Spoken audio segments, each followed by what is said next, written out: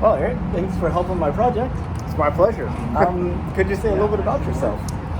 My name is Berger, and I am senior space editor at Ars Technica. I've covered space full-time for about the last 15 years, and wrote a book about SpaceX called Liftoff. It came out about a year ago on the origins of the company. And I would show the book, except it's propping up the camera right now, so It's useful. It's multi-purpose book. Multi-purpose. But what got you into space? I've been interested in space since I was a kid.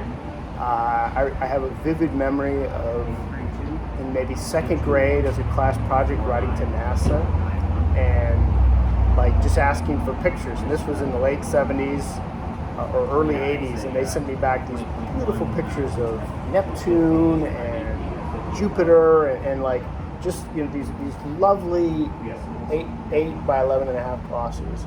And this was well before the internet, and so to sort of be able to have these pictures and sort of imagine the spacecraft that was out there exploring these worlds, it really fired my imagination. Well, yeah, I remember writing off to NASA and getting all sorts of stuff back too. I also have another memory from the 80s I was wondering if you might have as well. Did you get to visit Johnson Space Center? No, I grew up in Michigan, so my first time at Johnson Space Center was as a reporter in the early 2000s. Well, in the 80s, I visited, I was 8, 9, 10, and it was a completely open campus, and all the exhibits that you see in Space Center Houston were scattered throughout the campus, and so you would actually walk through where all the astronauts and mission controllers and everybody else was. Sounds pretty cool, actually. Yeah, and so it's kind of cool. You have children? 2 daughters, yep. Are they interested in space? Sort of. My oldest is 18 and she wants to be a marine biologist. So she's going to Texas A&M Galveston. And kind of a friend of mine, Mike Fossum, former astronaut, Aggie, is the kind of vice president in charge of that campus. So he assures me that they'll take good care of her there. And then my younger daughter is 14 and she's kind of interested in space. She loves going to Space Center Houston and stuff like that. But she wants to be an actress one day. She wants to be a scientist another day. You don't really know with her. So. Exploring all her interests. Yeah, and that's great. I've told the kids to just whatever you're interested in, follow that, and you'll find success. I normally ask people, did you know that we're going back to the moon for the first time since 1972? But I got a feeling that question would be wasted on you. I think we're going back to the moon, but priorities change from administration to administration, and NASA has a pretty bad history of programs getting canceled. So I think we're going back to the moon, but I wouldn't guarantee it. Definitely, the shift from 2024 to beyond has caused a little kink in my project. Yeah. If you didn't ask me, but if I were to sort of stick a pin in the calendar to tell you when we're going to land on the moon, I'd say 2026, 2027 is probably the reasonable-ish time frame. Now, you got work to do. Well, I'm counting down strictly to the end of 2024, okay. Regardless of what comes. Okay. This is a well-bounded project. Okay. But I ask a lot of people on the street, just walking around, people at Starbucks, that I didn't plan on meeting here who are space reporters, and most of them say they did not know we were going to the moon. Does that fit with your expectations as well? Yeah, I think so, because I kind of go back to when President Obama gave his big space speech at Kennedy Space Center. It was 2010, I believe. And his line about the moon really stuck with me, because I think it's reflective of, to the extent that Americans think about space, they're not that excited about the moon, because he said, been there, done that, about the moon. And I think that's how a lot of people think about the moon. Well, we've been there. We went there 50 years ago. Why do we need to go back? Why do we need to spend all that money?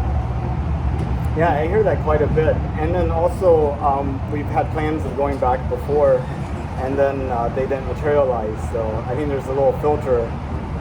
Don't need to pay attention to the moon stuff because it may not happen. It may not happen. So it was really important, I think, what the Artemis program was trying to do under Jim Bridenstine, which was to go back to the moon to stay, right? To have a sustainable presence on the moon.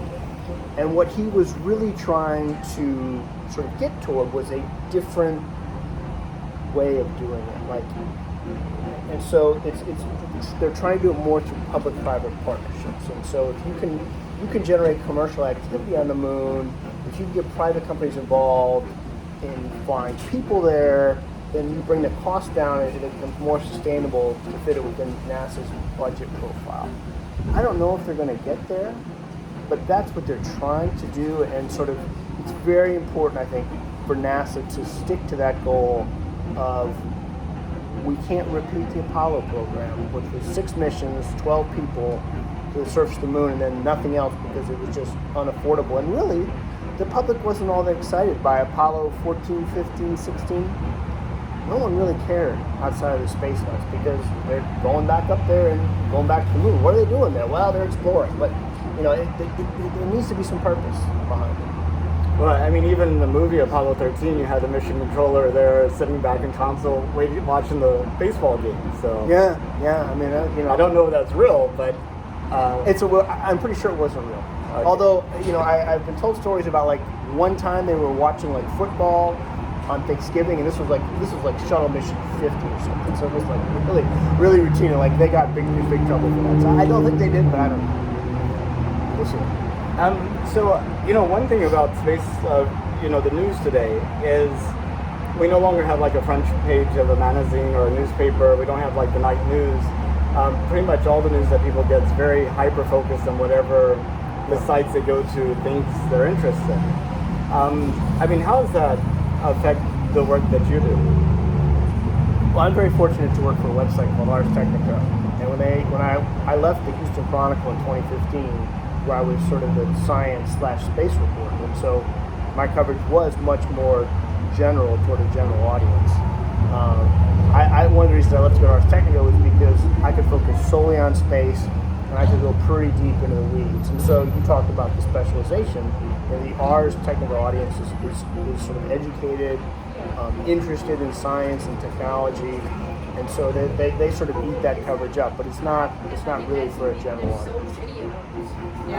But you've also done some things for general audiences too. Like Dan Crenshaw's podcast as an example. I absolutely love to speak about space, and I'm probably doing a radio or a television interview once or twice a week, just on SpaceX or whatever NASA's doing or whatever crazy thing Russia's done in space.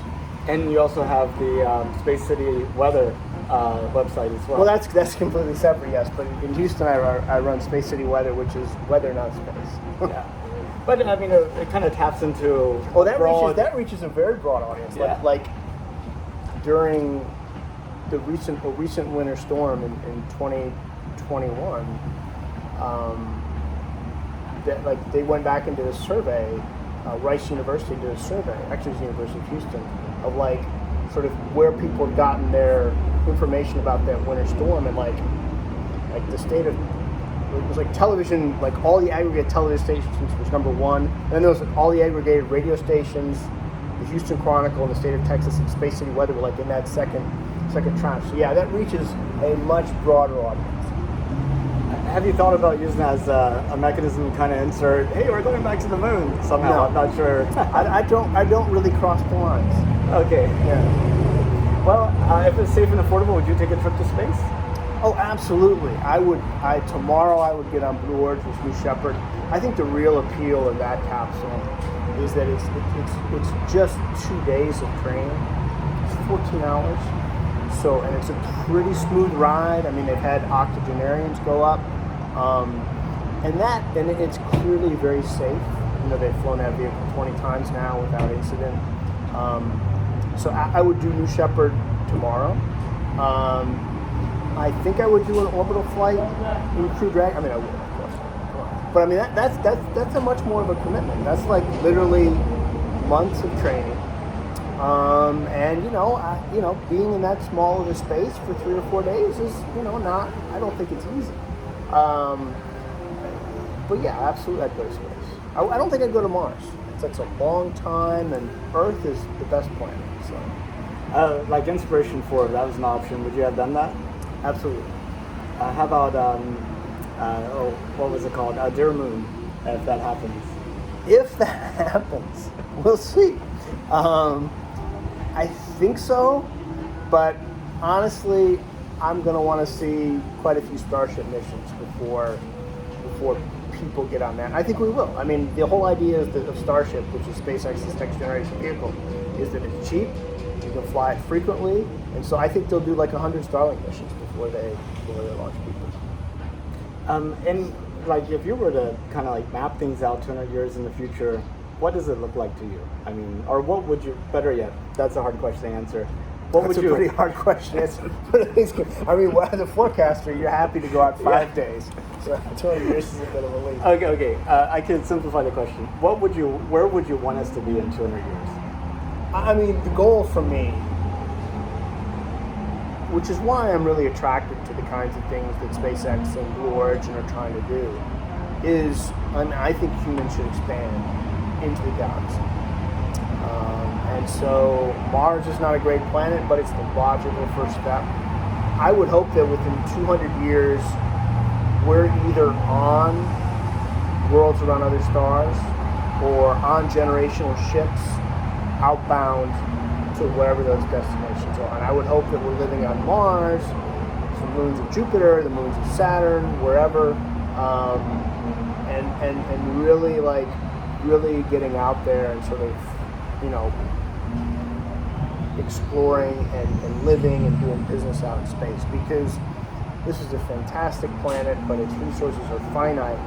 And Jeff Bezos, I think, he's got a lot of flaws, right, in my opinion, and I don't think he's run Blue Origin particularly efficiently, but I like his vision for space. He's like, if our species is to grow, then we need to grow beyond planet Earth, because otherwise we sort of enter into a stasis. I mean, look what's happening in Japan, right, where their population is declining. And we're, this is a century probably where we'll start to see the global population declining. So we need sort of, I think, that next challenge for humanity. I think it's really finding our way among the stars. So within 200 years, I would hope we're either living on exoplanets or on our way there. Wow, that would be amazing. And whenever you look at the proliferation of like electricity, kind of communications, computing technology, I mean, they've all followed trajectories like that. But then if you look at space travel, I mean, 50 years ago we were able to go to the moon, and now we're not. Yeah, I mean, over 50 years, human spaceflight has not progressed if you measure it solely from the basis that how far humans are away from the planet Earth, right? Like, we haven't been beyond low Earth orbit since Apollo 17 in 1972. And that's a long time, that's 50 years. And frankly, we had a lot of regression. But we're starting to see the big first steps. And the big first step is really bringing down the cost of launch.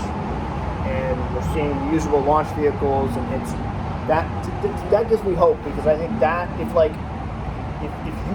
you can make it relatively inexpensive to get to space, then you can do a heck of a lot more in space. And just for 40 years after Apollo, it was just enormously expensive to go to space. Tens of thousands of dollars per kilogram, and that's not. You can't do anything if it costs that much. Just go to space and come back. I find it kind of interesting that the NASA of the 70s and 80s thought reusability was the key, built the shuttle, and the lesson they took away from the shuttle was that reusability is impossible.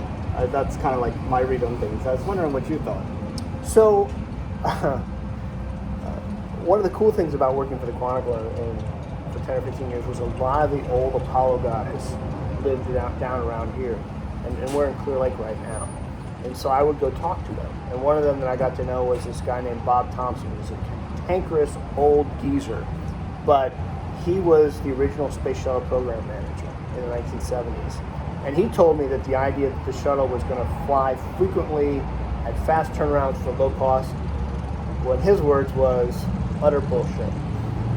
He said it was basically created by George Muller, the Apollo program manager, and then who did after Apollo stuff, basically to sell the program to Congress. Mm-hmm. And so while that was an aspirational goal, I don't think the people in the trenches really thought that was realizable.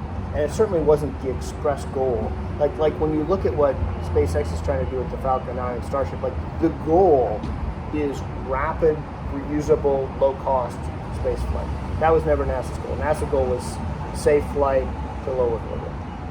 And I guess SpaceX is down to, what, about 10 days in terms of turning around the first stage Falcon 9s at this point? 28, I think. Oh, is it? 28? 28? Oh, okay.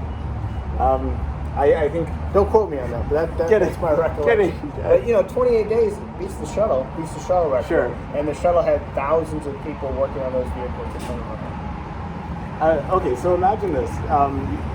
One of your descendants immigrates to Mars, lives in Musk's million-person Martian city, and now your great-great-great-great-granddaughter is actually on Mars, like 200 years from now, in high school, writing a history paper about the 2020s, just like we might write a history paper about the 1820s.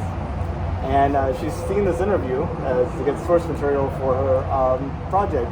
What do you think would be memorable or useful to put in there about the 2020s? I would say that the 2020s were a real challenging period for people living on planet Earth because,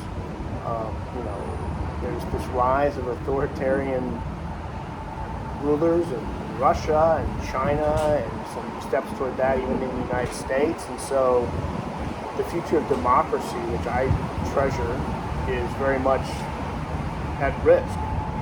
So I would say from our vantage point, all of this looks very uncertain. I can sit here and be hopeful about the future of humanity and spaceflight, but I can be not at all confident that we're actually going to get there. So if it does happen, that would be wonderful.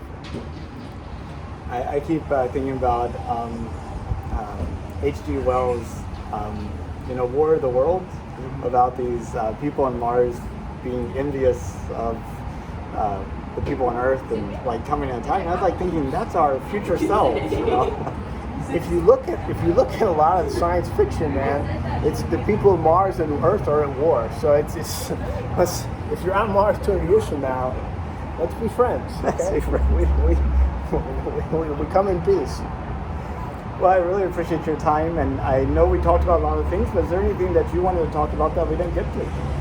No, I think it's a great project, and I hope it gets people more interested in the moon. And really, this is not Apollo.